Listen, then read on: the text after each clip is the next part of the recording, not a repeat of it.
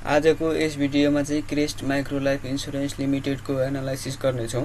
अहिलेको समयमा हेर्ने हो भने यो स्टकले चाहिँ 1800 को लेभलतिर रहेको सपोर्टलाई चाहिँ लोअर साइडतिर ब्रेकआउट गरेर गएको छ र यस्तो समयमा चाहिँ यो स्टकमा बाइङ सेलिङ अथवा होल्डिङ के गर्दा चाहिँ राम्रो हुन सक्छ त्यसको जानकारी दिनेछौँ। भिडियोलाई चाहिँ अन्तिमसम्म हेर्ने प्रयास गर्नुहोला।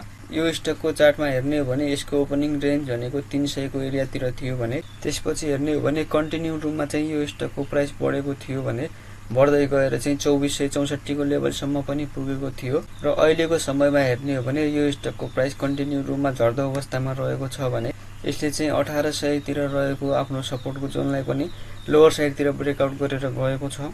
यो स्टकलाई 1 आवरमा एनालाइसिस गर्ने हो भने यसमा चाहिँ कन्टिन्यू रूपमा लोअर लो फर्मेसन भइरहेको छ र प्राइस चाहिँ झर्दो अवस्थामै रहेको छ। अब भने हामी यो स्टकमा चाहिँ इन्डिकेटरहरुको एनालाइसिस गर्नेछौँ।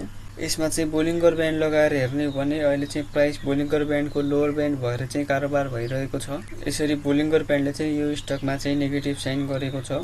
त्यस्तै गरी 21 र 50 दिनको मुभिङ एभरेजहरु लगाएर हेर्ने हो भने प्राइस चाहिँ अहिले यो दुईटै मुभिङ एभरेजको लाइनहरु भन्दा मुनि रहेको छ भने यसमा चाहिँ नेगेटिभ क्रसओभर हुने संकेत चाहिँ देखिएको छ। यसरी EMA को लाइनहरुले पनि यो स्टकमा चाहिँ नेगेटिभ साइन नै गरेको छ। र MACD लगाएर हेर्छौं भने MACD मा चाहिँ अहिले सेलिङ सिग्नल नै रहेको छ भने नेगेटिभ हिस्टोग्रामहरु चाहिँ बढ्दै गएकाले MACD ले पनि यो स्टकमा चाहिँ अहिले नेगेटिभ साइन गरेको छ। त्यस्तै गरी RSI को कुरा गर्ने हो भने RSI चाहिँ 28 को लेभलतिर रहेको छ। यसरी RSI ले पनि यो स्टकमा मोमेन्टम लुज भएको कुराको चाहिँ संकेत गरेको छ। यो स्टकमा चाहिँ 1 आवरमा इन्डिकेटरहरुको एनालाइसिस गर्ने हो भने सबै इन्डिकेटरहरुले चाहिँ अहिलेको समयमा यो स्टकमा चाहिँ नेगेटिभ साइन गरेको छ। यो स्टकमा चाहिँ रेजिस्टेन्सको कुरा गर्ने हो भने 1796 को लेभलमा चाहिँ यो स्टकका लागि पहिलो रेजिस्टेन्सको जोन रहेको छ।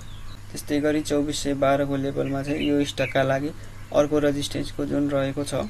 यसमा सपोर्टको कुरा गर्ने हो भने 1624 को लेभलमा चाहिँ यो स्टकका लागि पहिलो सपोर्टको जोन रहेको छ भने 1400 को लेभलमा चाहिँ यो स्टकका लागि दोस्रो सपोर्टको जोन रहेको छ।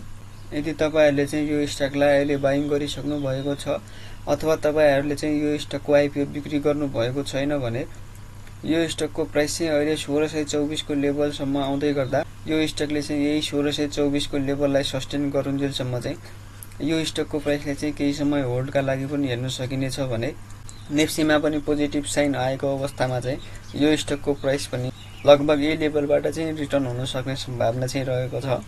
र यदि प्राइसले चाहिँ यो 1624 को लेभललाई पनि सस्टेन गर्न सक्दैन भने त्यसपछि यो स्टकका लागि नेक्स्ट सपोर्टको जोन भनेको यो 1400 कै हुनेछ। यदि यो स्टकमा चाहिँ नयाँ बाइङ गर्न चाहने हो भने यसमा चाहिँ दुईटा किसिमको एन्ट्री हुनेछ। पहिलो र अलि रिस्की एन्ट्री भनेको चाहिँ प्राइस यो 1624 को लेभलमा आउँदै गर्दा यो लेभलतिर बाइङका लागि हेर्न सकिनेछ भने यसमा चाहिँ अलि कन्फर्मेसन एन्ट्री भनेको चाहिँ यदि प्राइसले चाहिँ यो 1796 को लेभललाई अप्पर साइडतिर ब्रेकआउट गरेर जान्छ भने त्यस्तो अवस्थामा पनि यो स्टकलाई बाइङका लागि हेर्न सकिनेछ। र अहिलेको समयमा यो स्टकमा टार्गेटको कुरा गर्ने हो भने 2412 को लेभलतिर चाहिँ यसका लागि टार्गेट रहनेछ।